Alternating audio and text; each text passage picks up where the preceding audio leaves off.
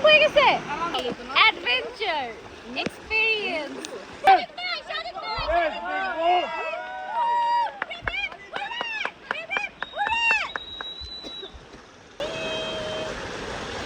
কেন আসছি আমরা এখানে? সানজি কই? কেন আসছি আমরা এখানে? আলমাস মরে যাওয়ার চেষ্টায়। বাসায় থাকলে কি হইতো?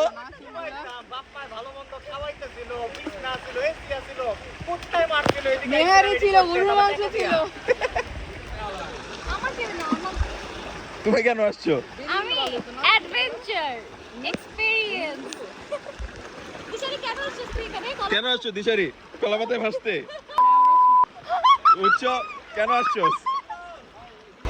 আলমাস পারবে না, ওর ব্যাগটা ধরেন।